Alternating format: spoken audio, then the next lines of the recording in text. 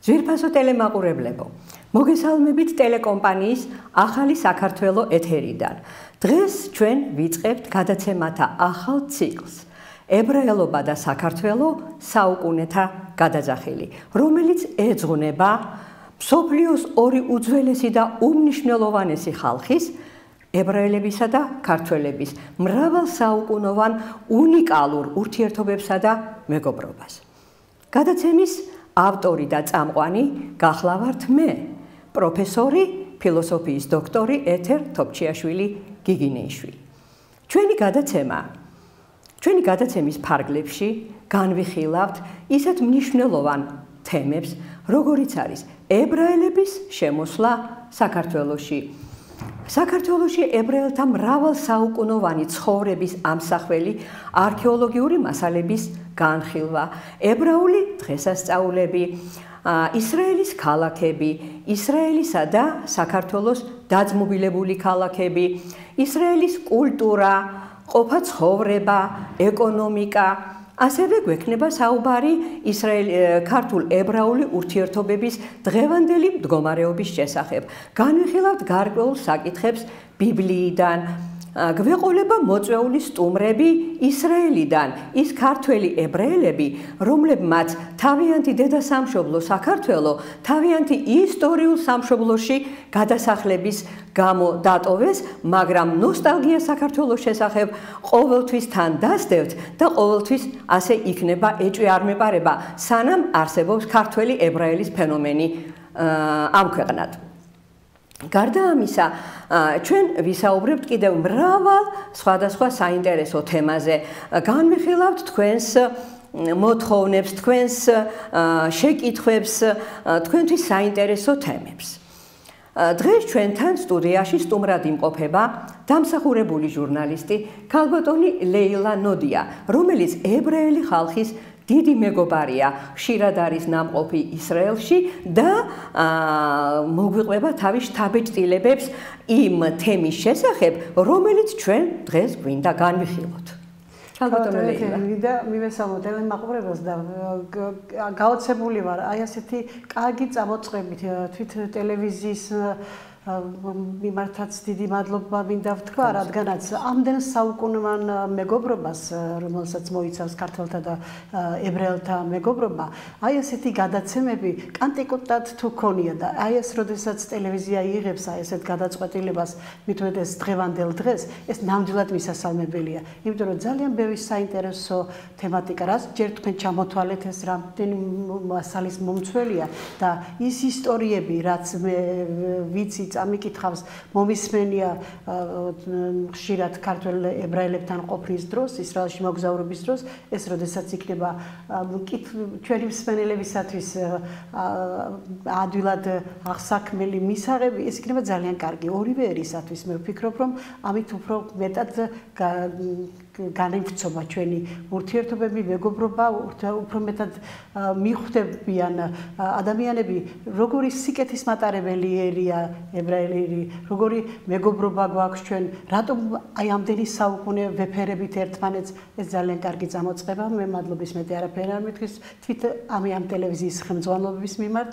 თქვენ ალბათ იტყვით, საიდან დაიბადა ეს იდეა, როგორ მოვიდა, როგორ გაჩნდა ამის აუცილებლობა და რა თქმა უნდა, ყველა ჩვენი მსმენელი მიესალმება, ჩვენი ტელემაყურებელი აი ასეთ კარგ წამოწყებას.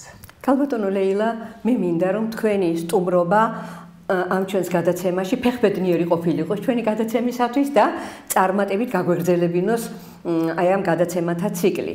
ეხლა რატომ დავუკავშირე თქვენი ისრაელში ყოფნა ამ ჩვენს გადაცემას, იმიტომ რომ დღეს ჩვენი პირველი გადაცემა მიეძღვნება ებრაელი ერისათვის უმნიშვნელოვანეს, ერთ-ერთ უმნიშვნელოვანეს დღესასწაულს, ფურიმს.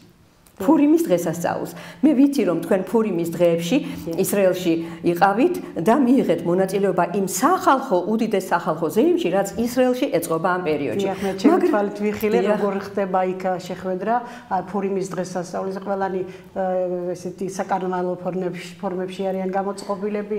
ეს არის მხიარულობის პირველ რიგში არის მხიარულების დღე, ეს არის სიკეთის დღე. ამ დღეს ჩუქნიან ერთმანეთს საჩუქრებს, აი ამ დღეს აი ესეთი ქალბატონო ლეილა ჩვენ მაგაზე ვისაუბრებთ, რა თქმა უნდა, მაგრამ მე მინდა რომ ჩვენს ტელემაყურებელს პირველ რიგში მოუთხოვრო იმის შესახებ თუ რა არის ეს დღესასწაული, რას ეძღვნება ფურიმის დღესასწაული, რას ნიშნავს თვითონ სიტყვა ფურიმი, საიდან მოდის? პირველ რიგში აღსანიშნავია ის, რომ ფურიმის დღესასწაული ეს არის ებრაელი ერის გამარჯვების დღე თავის მტერზე, ებრაელი ერის ფიზიკური გადარჩენის დღე, რომელიც ყოველთვის აღინიშნება მარტის ებრაული კალენდრის მიხედვით ეს არის 13, 14, 15 ადარის დღეები, მაგრამ გრიგორიანული კალენდრით, ანუ თანამედროვე კალენდრით ეს ემთხვევა მარტის აი პირველ-მეორე დეკადას. თვითონ სიტყვა ფურ ეს არის კენჭი. რა შუაშია ეს დღესასწაული ებრაულ ხალხთან, რა შუაშია კენჭი ებრაელ ხალხთან. საქმე ის არის, რომ ძველი წელთაღრიცხვის მე-4 საუკუნეში ებრაელი ხალხი უკვე ბაბილონის ტყვეობაში იმყოფებოდა. მას შემდეგ, რაც მე-6 საუკუნეში, ასევე ძველი წელთაღრიცხვის მე-6 საუკუნეში ნაბუქოდონოსორმა დაანგრია იერუშალაიმის ტაძარი და მთელი ებრაელობა გარეკა ტყვედ ბაბილონში. მაგრამ ამის შემდეგ ბაბილონის სამეფოსაც არ უარსებია დიდი ხანი, მხოლოდ 70 წელი იარსება და შემდეგ მიდიის მრისხანე სარდალმა კიროსმა, მეფე კიროსმა დაიპყრო ბაბილონის სამეფო და მოაქცია ის სპარსეთის იმპერიის ქვეშებრდომად გადააქცია, თუმცა კიროსმაც ვერ გაძლო დიდი ხანი, 2 წლის შემდეგ ნაბუქოდონოსორის ყოფილმა მეჯინიბემ ართაქსერქსემ, ანუ ქსერქსემ, ანუ ებრაულად ახაშვეროშმა მოაწყო გადატრიალება, შეთქმულება კიროსის წინააღმდეგ და დაიკავა ასე უკანონოდ სამეფო ტახტი ყოფილმა მეჯინიბემ. აი ეს მოხდა და ამ ართაქსერქსემ ამ ამბებიდან მე-3 წელს გადაწყვიტა დიდი ზეიმი გაემართა თავის იმპერიაში. ეს იმპერია ეთიოპიიდან ინდოეთს მოიცავდა. 127 რაიონს, ანუ 127 სატრაპიას აერთიანებდა სპარსეთის მაშინდელი იმპერია. რატომ გადაწყვიტა ართაქსერქსემ, ანუ ახაშვეროშმა ამ ზეიმის მოწყობა? იმ პერიოდში არსებობდა ასეთი გადმოცემა, რომ ტყვედ წაყვანილი ებრაელები, ბაბილონში ტყვედ წაყვანილი ებრაელები 70 წლის შემდეგ უნდა დაბრუნებოდნენ თავიანთ სამშობლოს, ერეთ ისრაელს. წინასწარ მეტყველება იყო ასეთი და ართაქსერქსემ ჩათვალა, რომ ეს 70 წელი გავიდა უკვე, მაგრამ ებრაელების ღმერთი შეცდა და არ უშველა ებრაელებს, არ წაიყვანა უკან, არ დაიხსნა ტყვეობიდან. რა თქმა უნდა, ართაქსერქსე ცდებოდა განსხვავებით ებრაელი ბრძენებისაგან, ვინაიდან მან არასწორად ჩაატარა ეს გათვლები.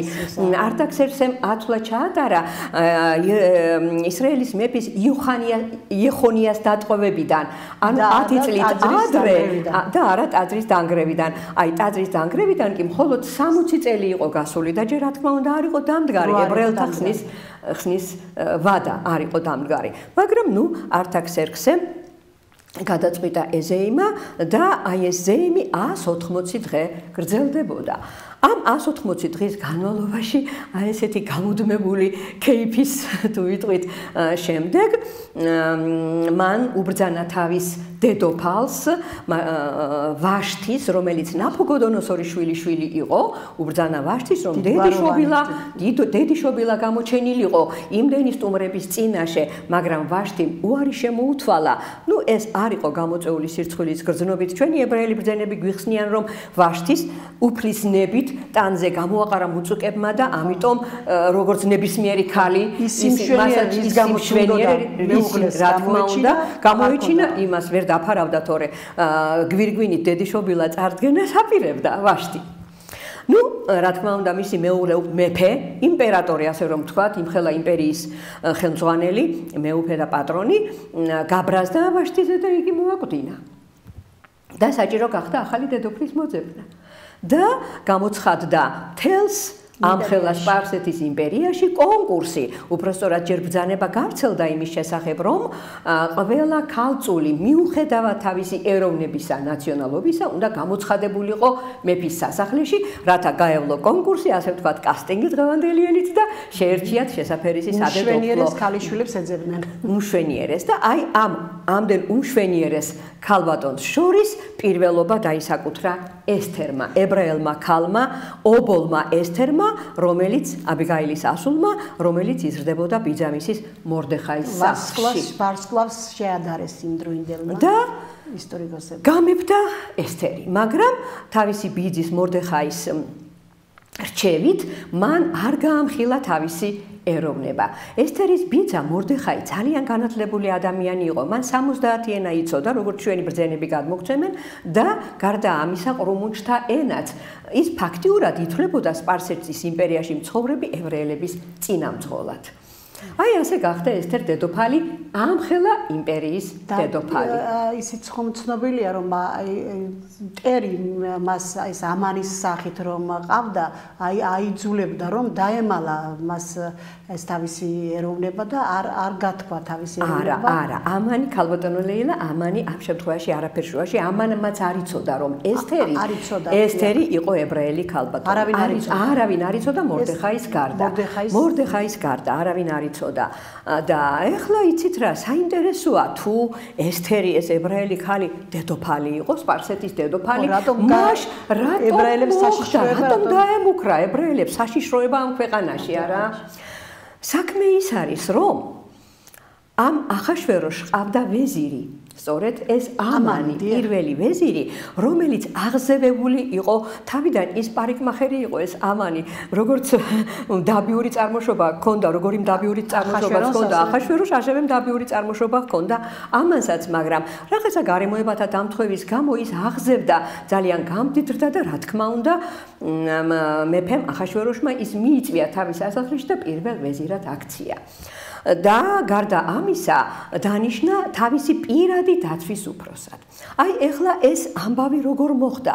იცით, როდესაც ესთერი გამებდა, მან სთხოვა მეფეს, რომ მისი ბიძა მორდეხაი მეკარედ დაეყენებინა სასახლეში. და მართლაც შეუსრულა მეფემ ეს პირობა, მორდეხაი იყო მეკარედ, მაგრამ მან იმდენად დიდი ნდობა დაიმსახურა მეფისა, რომ ნელ-ნელა მიაღწია იმას, რომ დაინიშნა სასახლის დაცვის უფროსად.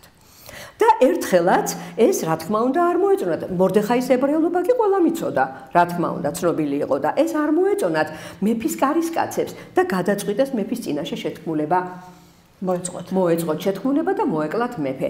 და ვინაიდან ისინი რაღაც სხვა ენაზე ლაპარაკობდნენ, მაგრამ მორდეხაიმ გაიგო მათი საუბრის შესახებ და ესთერის საშუალებით მეშვეობით შეატყობინა მეფეს და ისინი დაისაჯნენ, იხსნა მეფე. აი ამის გამო ესთერმა კიდევ უფრო მეტად ესთერის ნდობა მეფის თვალში და სიყვარული კიდევ უფრო მეტად განმტკიცდა და თანაც მორდეხაის ეს ერთგულება ჩაიწერა მეფის ხსოვნის წიგნში. და აი ამის შემდეგ უკვე მეფემ გადაწყვიტა, რომ პირადი დაცვაც ყოლოდა და პირადი დაცვის უფროსად, პირად მცველად ეს ამანი დააყენა. და ის ყულფი, რომელიც ელოდებოდა ამანისგან. ჯერ ყულფამდე მივიდეთ ქალბატონო ლეილა. მე მგონი ჩვენს ტელემაყურებელს დააინტერესებს და თან თუ ჩვენ მოგვაწვდიან შესაფერის ფოტო მასალას, ძალიან საინტერესო იქნება, რა თქმა უნდა. სუფრა, ასე ვთქვათ, რომელსაც ზეიმობდა, რომელიც გამართა მეფე ახაშვეროშმა, ასე ვთქვათ, ებრაელი ღმერთის შეცდომის აღსანიშნავად. ეს არის დედოფალი ვაშთი. ნუ აქამდე ასე მოაღწია ამ სურათმა ჩვენამდე. ეს არის ესთერი, რომელსაც მთელი წლის განმავლობაში, ანუ ამზადებდნენ მეფესთან შესახვედრად, სანამ ის დედოფალი გახდებოდა. ყველანაირი კრემებით, მიღბებით, ფერუმარელით კაზმავდნენ. აი უკვე ესთერი წასდგა მეფის წინაშე. წარსდგა და მეფე მას გვირგვინს ადგამს, გახდა ესთერი დედოფალი, ამხელა იმპერიის დედოფალი. და ესეც ესთერია, სხვადასხვა ფოტოებია, რაც მოვიპოვეთ ამის შესახებ. აი ეხლა ცოტა ხანი თუ ფოტოკოლაჟ გავაჩერებთ, კარგი იქნება და გავაგრძელებთ თხრობას. მოკლედ, ეხლა რა იყო იცით მნიშვნელოვანი იმაში, რომ ამანი იყო მეფის პირადი მცველი. იმპერიაში არსებობდა კანონი, რომ მეფის პირადი მცველის წინაშე ყველას ქედი უნდა მოეხარა. გარდა მეფისა, რა თქმა უნდა. ანუ მეორე კაცი გამოდიოდა იმპერიაში და მის წინაშე ყველას ქედი უნდა მოეხარა. და მართლაც ყველა ქედს ხრიდა ამანის წინაშე, გარდა მორდეხაი იეჰუდისა, ანუ ებრაელი მორდეხაისა. რატომ? იმიტომ რომ ებრაელებს გვეკრძალება ნებისმიერი ადამიანის წინაშე ქედის მოხრა, მხოლოდ უფლის უზენაესი უფლის წინაშე გვაქვს უფლება რომ მოვიხადოთ ქედი და ვალდებულიც ვართ. რა თქმა უნდა, აი ეს ამბავი ძალიან აცოფებდა ამანს და მან გადაწყვიტა შური ეძია არა მხოლოდ მორდეხაიზე, არამედ აი ეს პირადი შუღლი მან გადაზარდა მთელი ებრაელი ერის წინააღმდეგ შუღლში და მოახერხა დაერწმუნებინა მეფე ახაშვეროში არტაქსერქსე, რომ მიეცა მისთვის უფლება ებრაელი ერი მთლიანად გაენადგურებინა. ეს არის პირველი პრეცედენტი, როდესაც ებრაელ მთლიანობაში. ეს არის მეორე პრეცედენტი, ქალბატონო ლეილა. პირველი პრეცედენტი იყო ფარაონის მიერ და ჩვენ გვექნება, როდესაც ფესახის შესახებ ვისაუბრებთ, აი მაშინ ვილაპარაკოთ აი ამ ამბავზე. ეხლა ეს ანუ ის კატასტროფა, ჰოლოკოსტს რასაც ეძახიან და რაც აგერ ჩვენს ეპოქაში მე-20 საუკუნის შუა წლებში მოხდა, არ იყო პირველი ებრაელების განადგურების, სრული განადგურების პირველი მცდელობა სამწუხაროდ.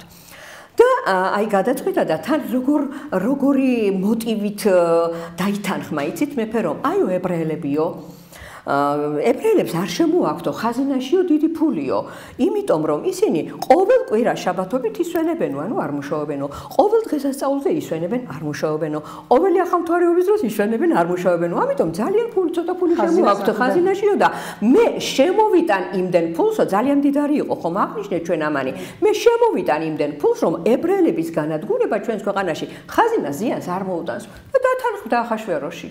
მართლაც გადაიხადა თუ არ ვცდები 10,000 დინარი ამანმა და მეფისგან მიიღო ბრძანება, რომ ერთ რომელიმე დღეს თელს ამთხელა იმპერიაში ებრაელების წინააღმდეგ სპარსელები გამოსულიყვნენ და ისინი გაენადგურებინათ.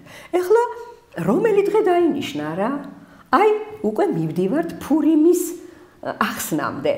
იმისათვის ეს ამბები ხდებოდა ჩვენი კალენდრის საყოველთაოდ მიღებული კალენდრის მიხედვით ივნისის თვეში და მეორე, ესე იგი, აი იმ მეორე წლის მარტისთვისთვის, ანუ ადარისთვისთვის ებრაული კალენდრის მიხედვით ყარეს კენჭი და ყარეს კენჭი და შეარჩია ამანმა ადარისთვის 13 რიცხვი.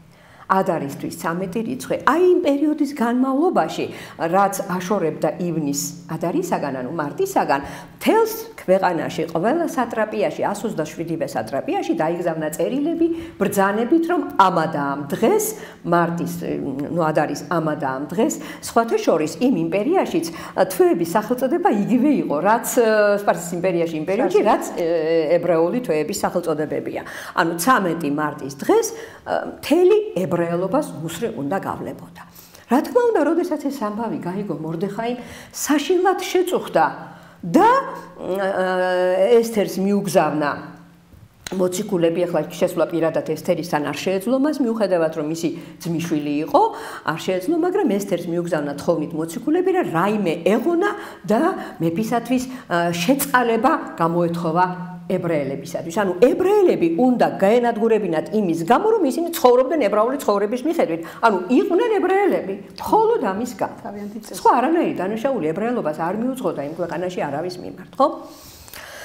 ნუ ეს არ იყო ადვილი ესთერისათვის, რომ ის შესულიყო მეფესთან დაუკითხავად. ჩვენ ვიცით, რომ ადრე იმ საუკუნეებში არსებობდა ჰარემები, სადაც მრავალი ქალი, მრავალი მხევალი იყო და მეფე, როდესაც მოუნდებოდა რომელიმე სხილვა, თვითონ იძახებდა მათ და თუ ვინმე მეფის დაუკითხავად შევიდოდა მის აპარტამენტებში, ის სიკვდილით ისჯებოდა.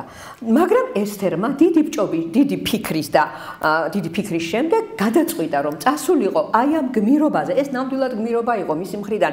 მან თავისი სიცოცხლე დასდო სასწორზე. მან არ იცოდა, კი, უყვარდა ახაშვეროშმა, არ იცოდა ის მიიღებდა, არ მიიღებდა მას თუ როგორ იქნებოდა. რა თქმა უნდა, მისი რიგი არ იყო, მეფეს არ ყავდა გამოძახებული. მაგრამ წინასწარ მან სთხოვა მორდეხაის, რომ 3 დღის განმავლობაში მთელ ებრაელობას უკლებლივ უნდა დაეცვა მშრალი მარხვა სრული 3 დღის დღეღამის განმავლობაში, ანუ 72 საათის განმავლობაში ყველას უნდა ემარხულა და ებრაული მარხვა ნიშნავს იმას, ანუ მშრალი მარხვა, რომ არც საჭმელი, არც წყლის წვეთი არ უნდა ჩასულიყო არც ერთი ებრაელის პირში. და უნდა აწოლილიყვნენ იატაკზე, უნდა ელოცათ მთელი ამ 3 დღეღამის განმავლობაში და მართლაც ასე მოხდა.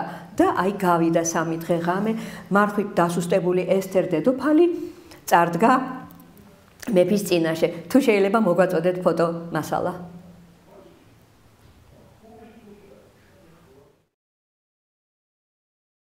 როდესაც დასუსტებული ესთერ დედოფალი წარსდგა მეფის წინაშე და როდესაც დაინახა მეფემ ასეთი დასუსტებული, ასეთი ესე იგი კდემამოსილი, ფერმკრთალი და ნათელი გასდიოდა ესთერს, ის პირიქით წამოხდა ესთერის მისაშველებლად და მოიხმო თავისთან და ჰკითხა, თუ რამ შეაწუხა ესთერი, ანუ ეს კვერთხი, როდესაც მეფემ გაუწოდა, ეს იმას ნიშნავდა, რომ ის უფლებას აძლევდა ესთერს შესულიყო მასთან სასაუბროდ. ნუ ესთერმა უთხრა რომ მე მინდა თქვენ მეფეს მიმართა მე მინდა თქვენ და თქვენი ვეზირი ამანი დაგპატიჟოთ ჩემთან საქალებოში ამ საღამოს რომ მობრძანდეთ და ერთად მივხსდეთ სუფრასო.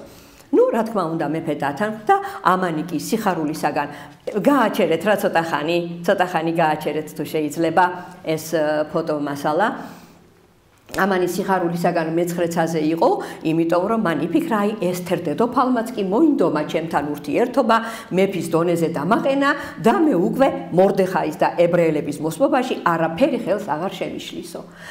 მაგრამ აი ამ მომენტში უზენაესი უფალი ჩაერია ამ ისტორიაში, ისე როგორც მთელი ამ ისტორიის მანძილზე შემთხვევით არაფერი არ ხდება ამ ქვეყანაზე, ყველაფერი ზეციდან მომავალი გეგმის მიხედვით მიმდინარეობს, ჩაერია უფალი და ღამე და როდესაც ესე იგი მივიდნენ ამანი და მეფე ესთერ დედოფალთან, მეფემ სთხოვა, რამ შეგაწუხა ესთერ, მითხარი, ნახევარ სამეფოს მოგცემ, ოღონდ შენ ბედნიერი იყოვო. მაგრამ ესთერმა არ გაუმჟღავნა თავისი თხოვნა და მეორე დღესაც მიიპატიჟა თავისთან.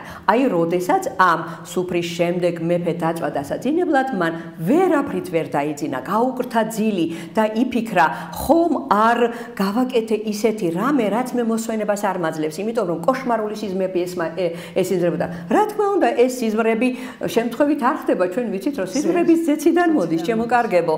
და აი, მან მოითხოვა, რომ მიეტანათ მისთვის ხსოვნის წიგნი. გადაშალა ხსოვნის წიგნი და მოიკითხა მორდეხაის ამბავი, მორდეხაის ერთგულების ამბავი და უკვე თენდებოდა, როდესაც მან მიაღწია აი ამ ჩანაწერს წიგნში და ამ პერიოდში სწორედ ამანიც მოვიდა სასახლეში იმისათვის, რათა მეფისათვის გამოეთხოვა ნებართვა მორდეხაის დასასჯელად. და მანამდე ამანმა თავის სახლში 50 მეტრიანი ბოძი ჩაარჭო და სახრჩობელა გააკეთა. და როდესაც მეფემ ნახა რომ ამანი იყო მისი მრჩეველი პირველი ვეზირი უკვე სასახლეში მოსული დაუძახა მას და კითხა აი როგორ უნდა დავაჯილდოვოთ ადამიანი რომელმაც მეფეს ასეთი ერთგულება გაუწიაო რა თქმა უნდა ამანმა იფიქრა რომ მასზე იყო საუბარი და უთხრა უნდა დავადგათ მეფის გვირგვირი უნდა შევმოსოთ სამეფო ტანსაცმლით და უნდა დავაჯიროთ სამეფო ცხენზე გავატაროთ მთელს ქალაქში და ვაუწყოთ ყველას რომ აი ეს არის მეფის უერთგულესი ადამიანი და რა უთხრა მეფემ უთხრა რომ ეს ადამიანი არის მორდეხაი და შენ ზუსტად ისე აკეთებ და ისე მოექცევი მას, როგორც ეხლა მომახსენე მე. და იძულებული გახდა ამანი, რომ მორდეხაის აი ასეთი პატივით მოქცეოდა. ნუ დამთავრდა იმ დღეს ატარა მორდეხაი მთელ ქალაქში და გაუთქვა სახელი და საღამოს ისევ მივიდნენ ესთერ დედოფალთან უკვე სუფრაზე და ახლა კი, როდესაც თხოვა მეფემ გაემხილა ესთერ დედოფალს თუ რა ჰქონდა სათხოვარი ესთერ დედოფალმა უთხრა მე მინდა რომ ჩემი სიცოცხლე შეიწყალოთო. რა შუაშია, რა ემუქრება შენ სიცოცხლესო? მეფემ რო ჰკითხა, მე ვარ ებრაელიო, ეხლა გაუმხილა ესთერ დედოფალმა და აი ეს ადამიანი ამანი გვემუქრება ჩვენ მთელ საებრაელოს და უნდა ჩვენი მოსპობაო. და ნუ რა თქმა უნდა, გასცა ბრძანება მეფე მაშინვე რომ ამანი დაეტყვევებინათ და ის სწორედ ამანის ჩამოხრჩობის ბრძანება გასცა იმ სახრჩობელაზე, რომელიც მორდეხაისათვის იყო გამზადებული. ქალბატონო ლეილა. აი, ეხლა ჩვენ შეგვიძლია უკვე ვისაუბროთ იმ ნიღბების შესახებ, რომელზეც თქვენ თავიდან ბრძანეთ. აი, ეტყობა ნიღბები სწორედ იმიტომაც არის, რომ აი შენიღბული იყო ესთერ დედოფალი. რა თქმა უნდა, აი მე მინდა ეს ნიღბები თუ შეიძლება თქვენ აი ამ ისტორიის გამო ისრაელში ეწყობა ამ დღეებში უდიდესი კარნავალები ყველა ქალაქში, ფესტივალი, საფურიმე ფესტივალი, სადაც ადამიანები დიდი ან პატარი არიანად იმოსებიან ნიღბებით, საკარნავალო ტანსაცმელით, გამოწყობილების სხვადასხვა ფორმებში დგამენ, ეგრეთ წოდებული ფურიმ შპილი ქვია, აი რაც მე მოგახსენეთ, აი ამ მოთხრობის, ესე იგი წარმოდგენა თეატრალურები იმართება და ძალიან დიდი ზეიმია. ეხლა რას ნიშნავს ნიღაბი? ნიღაბი ნიშნავს იმას, რომ ფაქტიურად ამ ისტორიის ყველა გმირი არის შენიღბული. აი ავიღოთ ახაშვეროში, თითქოს და ის მეფია რა, თითქოს და მეფია, თითქოს და გადაწყვეტილებებს თვითონ უნდა იღებდეს, მაგრამ თავს სხვის ჭკუაზე დადის. ჯერ ამანის ჭკუაზე გაიარა არა, ანუ მერე ესთერის ჭკუაზე გაიარა, ანუ შეცვალა, ყოველთვის ცვლიდა ის თავის გადაწყვეტილებას. თავდაპირველად ვაშთი დასაჯა მრჩევლების რჩევით არა, ნამდვილი დედოფალი მართლაც ნაბუქოდონოსორის შვილიშვილი, დიდებული გვარის წარმომავალი არა. ეხლა ავიღოთ ამანი. ამანი როგორც მოგახსენეთ, იყო უბრალო პარიკმახერი და გარემოებათა დამხობის გამო აღზევდა სამეფო კარზე პირველ ვეზირამდე. ახლა ავიღოთ თვითონ ესთერი. ესთერიც ხომ ალავდა არა თავის წარმომავლობას. ხომ მართალია და ავიღოთ ბოლოს ებრაელი ხალხი, რომელიც დაჩაგრულ მდგომარეობაში იყო, ბოლოს თვითონ გახდა თავისი მტრების, ესე იგი, დამმარცხებელი. ეხლა რა მოხდა მას შემდეგ, რაც ამანი ჩამოახრჩვეს? მოდით ამაზეც ორი სიტყვა ვთქვათ. იმ პერიოდში იცით როგორი კანონები იყო, რომ როდესაც მეფე გამოსცემდა ბრძანებას, იმ ბრძანების შეცვლა გაუქმება არ შეიძლებოდა. ამიტომ ესთერის თხოვნით ახაშვეროშმა ახალი ბრძანება დაწერა. ბრძანება, რომლის თანახმად ებრაელებს ეძლეოდათ უფლება თავიანთ მტერს შებრძოლებოდნენ. ანუ შეიარაღებულიყვნენ მანამდე და თავიანთ მტერს შებრძოლებოდნენ და მართლაც აი ამანის უგუნურების გამოისობით 13 ადარს მთელი სპარსეთის იმპერიაში 74,000 ადამიანი ემსხვერპლა, ანუ ებრაელებმა 74,000 ადამიანი. შეიძლება იმხელა იმპერიისათვის ეს არ არის ბევრი, მაგრამ მაინც ბევრია თუ თითოეული ადამიანის სიცოცხლეს გავითვალისწინებთ არა, 74,000 ადამიანი დაიღუპა სპარსელებიდან, ებრაელებიდან არც ერთი არ დაღუპულა უზენაესი უფლისნებით და მერე ესთერ დედოფალმა სთხოვა, რომ კიდე ერთი დღე მიეცათ ებრაელებისათვის თავის დაცვის საშუალება, რომ დედაქალაქ შუშან, ქალაქშიც შუშანი ერქვა მაშინ, ანუ სუზა ერქვა, სპარსეთის დედაქალაქ შუშანით მოიხსენიება ის ებრაულ წყაროებში, რომ შუშან ქალაქშიც ებრაელებს თავის დაცვა შესაძლებოდათ. ამიტომ ხდება ფურიმის ზეიმი 2 დღის განმავლობაში, 14 ადარს და 14 ადარს საერთოდ მთელ ისრაელში და გალუთის ქვეყნებში, ანუ ებრაულ დიასპორაში, მთელი მსოფლიოს მასშტაბით, ხოლო 15 ადარს ზეიმი მხოლოდ იერუშალაიმში მიდის და 13 ადარი არ არის ზეიმის დღე, 13 ადარს მთელი ებრაელი მოსახლეობა მარხულობს დღესაც. მთელი ებრაელი მოსახლეობა.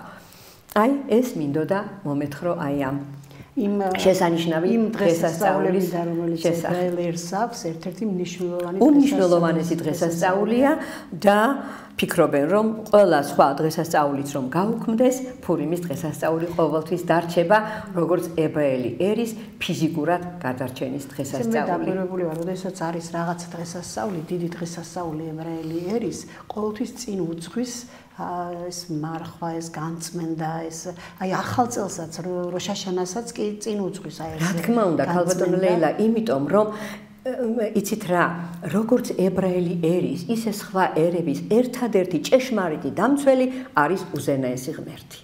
ერთადერთი ჭეშმარიტი დამცველი. ამიტომ თუ ჩვენ გვინდა რომ მისგან მივიღოთ დაცვა, როგორ შეიძლება ვემსახუროთ მას ლოცვით? უნდა მიმართოთ ლოცვით. ადამიანს რომ მიმართო ლოცვით, არაფერი არ გამოდის თხოვნით. შეიძლება მაპატია ამ სიტყვისათვის, მაპატიოს შემატელე მაყურებელმა კვანტი დაგიდონ მეორე წუთას, ხო, მაგრამ არასოდეს უზენაესი უფალი ადამიანს გაჭირვებაში არ მიატოვებს, თუ იგი მას ლოცვით მიმართავს. ეხლა თუ შეიძლება რომ ვთხოვოთ, რომ შესაფერისი ვიდეო მასალა მოგვაწოდონ, რომელიც გვიჩვენებს თუ როგორ მხიარულად აღინიშნება ეს ისრაელში ეს დღესასწაული, როგორი კარნავალი, როგორი ფესტივალი ეწყობა და არა მარტო ისრაელში, საქართველოშიც, ყველა სხვა ქვეყნებში იდგმება პატარ-პატარა წარმოდგენები. მე დავსწრებდი საქართველოშიც რამდენიმე ფურიმის დღესასწაული.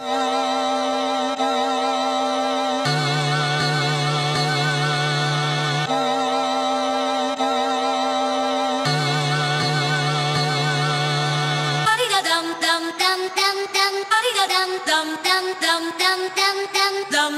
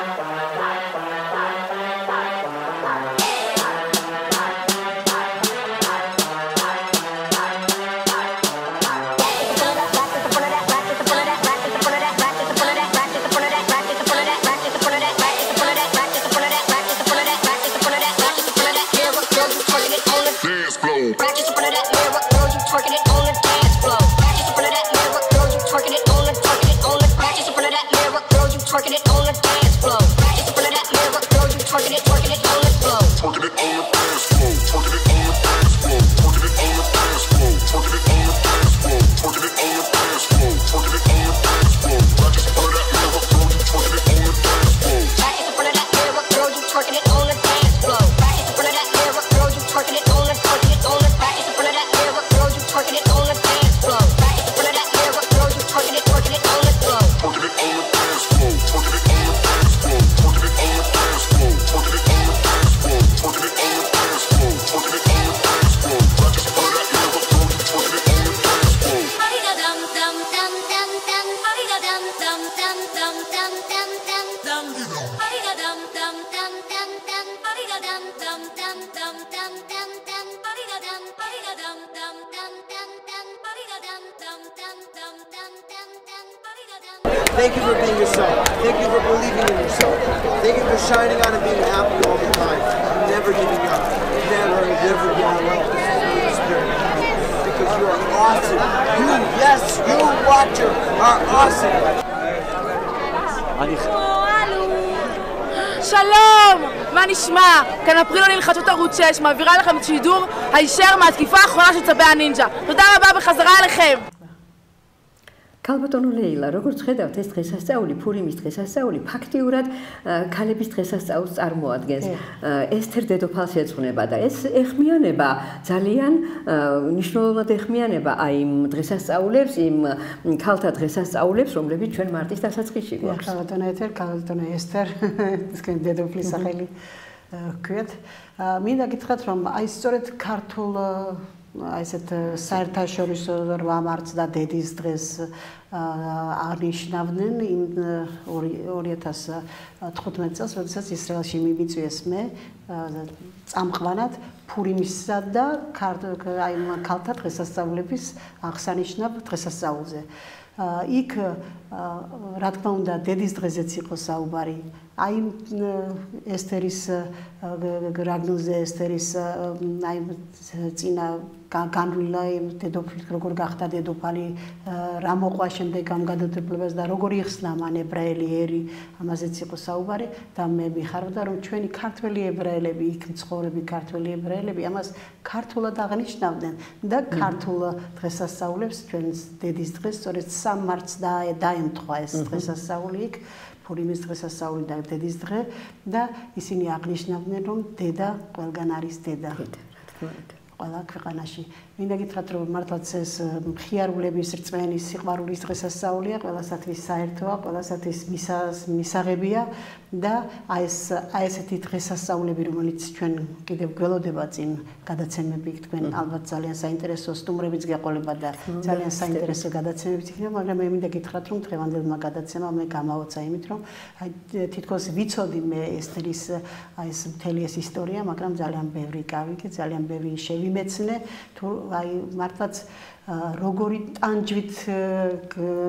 ტანჯვა გამოვლილი და როგორი აი ესეთი დღემდე აი ესეთი მით მოდის ებრაელი ხალხი. მინდა გითხრათ რომ აი ეს გადაცემა ერთგვარი სტარტაპი იქნება ალბათ იმისათვის რომ ქართველმა მაყურებელმა, ქართულმა საზოგადოებამ მთელი ეს ებრაული სამყაროს დღესასწაულები მიიღოს როგორც შემეცნებითი, როგორც მეგობრული, როგორც მეგობარი ერის ის წასული ის გარდახდილი ამბები, რაც მართლა გადახდა თავს. ქალბატონო ლეილა, იცით, როცა ადამიანებმა იციან ამა თუ იმ ერის ისტორია, რაც მეტი იციან ამა თუ იმ ერის შესახებ, მით უფრო მეტია დაახლოების წერტილები ერებს შორის.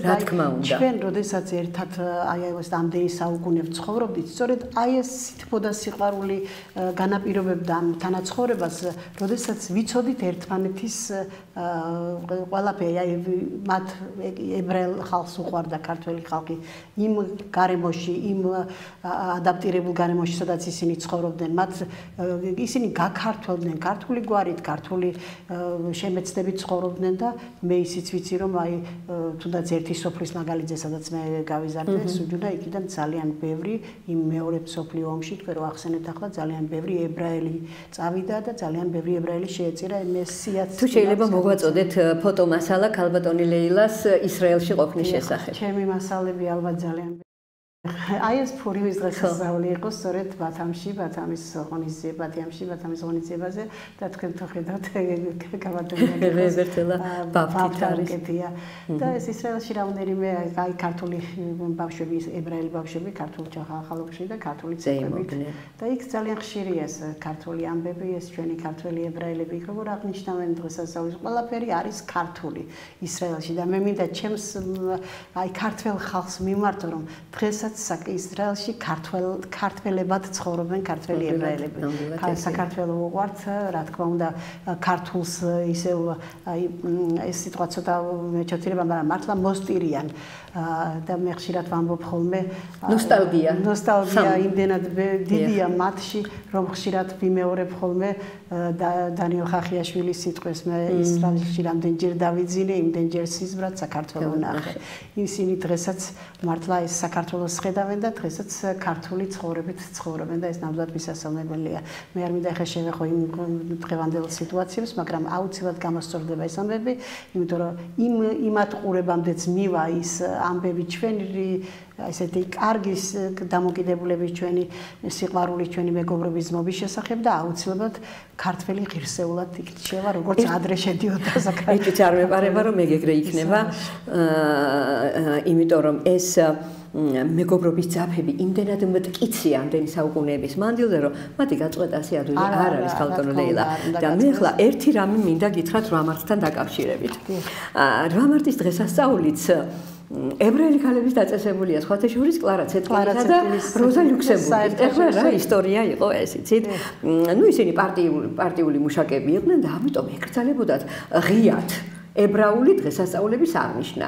არა და იმ პერიოდში, მე-19 საუკუნეში ცხოვრობდნენ ისინი იმ პერიოდში, ფურიმის დღესასწაული დაემთხვა 8 მარტს და მათ ეშმაკობა გამოამჟღავნეს და 8 მარტი გამოაცხადეს ქალთა საერთაშორისო დღედ და აი ფურიმის დღესასწაული იზეიმეს 8 მარტს. მას შემდეგ მოდის ეს და 8 მარტი არის ქალთა საერთაშორისო დღე. ეს უწყინარი ეშმაკობა იმით წამოვიდა. უწყინარი ეშმაკობა ნამდვილად უწყინარი ეშმაკობა, რომ თავიანთი ტრადიციებისთვისაც პატივი ეცათ და არც ხვები არ გაიზიანებინათ, რა თქმა უნდა. დღე აღიარებული იყო და დღეს აი ქალების მიმართ პატივისცემა რა თქმა უნდა, ქალების მიმართ პატივისცემა, რა თქმა უნდა, ყოველდღე უნდა იყოს, ყოველდღიურ ცხოვრებაში უნდა გამომჟღავნდეს, იმიტომ რომ ქალი მართლა არის პროგრესის წარმმართველი. ამაზე თუ გვექნება ჩვენ საშუალება, შეგვიძლია ვისაუბროთ და არა მხოლოდ ერთ დღეს, მაგრამ ის 1 და 2 და 3 განსაკუთრებული დღე კიდევ უფრო მაღალ დონეზე ამ დღეებს კიდევ უფრო მაღალ დონეზე ახავს პატივისცემა ქალის მიმართ. რა თქმა უნდა. მინდა გითხრათ რომ მე რადგანაც დღეს მომეცა ეს პატივი რომ პირველი სტუმარი ვარ დღეს თქვენი გადაცემის, დღეს არის პირველი გადაცემა თქვენი და პირველი საწყისი ყოველთვის ალბათ დალოცვას მოითხოვს, მინდა დაგილოცოთ ეს ეთერი, დაგილოცოთ ის გზა, რომელსაც მართლაც მიიღებს დარწმუნებული ვარ ჩვენი ტელემაყურებელი და ყოველთვის ინტერესით მიადევნეს თვალს, უფრო მეც გავიგებთ ისრაელის, ებრაელების მიმართ მithumetes ეს ჩვენთვის ჩვენი ქვეყნისათვის, ჩვენი ხალხისათვის აუცილებელიც არის, რომ ჩვენ ვიცოდეთ, საიდან მოვდივართ, საიდან მოდის ეს ჩვენი ბიბლია, საიდან არის ეს ჩვენი რელიგია წარმოშობილი. ეს ყველაფერი უკავშირდება, რა თქმა უნდა, იერუსალიმს უკავშირდება ებრაელ ხალხს, ებრაელ ერს და რა თქმა უნდა, ამაში გათვითცნობიერება უფრო მეტად არავის არ აწყობს. ჩვენი პატრიარქიც ხშირად იმეორებს ამარო, ჩვენი საიდან მოვდივართ, ჩვენი პატრიარქი ძალიან დიდი მეგობარია ებრაელი ერის და ებრაული სიბრძნის. ებრაული სიბრძნის და მე სწორედ აი ამას ვამბობ, რომ ის რაც კარგია, ყველასთვის უნდა იყოს მისაღები და ყველასთვის უნდა იყოს კარგი. მინდა დაგილოცოთ ეს გადაცემა და მინდა მადლობა გადავწია ტელეკომპანიას, რომ აი ეს გადაცემა ციკლი დაარსა და ეს იშვიათი ამბავია, ხო? მე ვიცი, რომ ისრაელში არის ვთქვათ ქართული ტელევიზია. ესეც უპრეცედენტო ამბავია, ხო? ისრაელში აი ასეთ ქვეყანაში არის სადაც ქართველი ებრაელობა პროცენტულად ისეთი დიდი რაოდენობით არ არიან. არის აქვს თავის ტელევიზია, აქვს თავიანთი გაზეთები, ჟურნალები, რომლებიც ერთგვარი გადამრჩენები არიან იმ ქართველ ებრაელებისა, რომლებიც მართლაც დღემდე ქართულად ცხოვრობენ და მათ დღესაც ქართველებს ეძახიან იქ. და ჩემი ამდენი მოგზაურობით მე იქ რო ვეცნობი ამ ხალხს, მე ხვდები ისინი როგორი ქართველები არიან მართლაც და როგორი სითბო და სიყვარული აიტანეს აქედან ისრაელში. მე კიდე მინდა რომ მადლობა გადაგიხადოთ თქვენ ქალბატონო ლეილა რომ გვეწვიეთ პატივი დაგვდეთ და გვეწვიეთ და მინდა მადლობა გადავხადოთ ჩვენს ტელემაყურებელს რომელმაც თავისი დრო დაგვითმო და გვიყურა მოისმინა ჩვენი გადაცემა და მინდა შევთავაზო რომ თავიანთი სურვილები ის თემები რომელთა განხილვაც აინტერესებთ მოგვაწოდონ ჩვენ არ დავზარდებით არანაირად დიდი მადლობა ძალიან ბევრი კარგი გადაცემა ელოდებათ კიდევ წინ დიდი მადლობა ყურადღებისათვის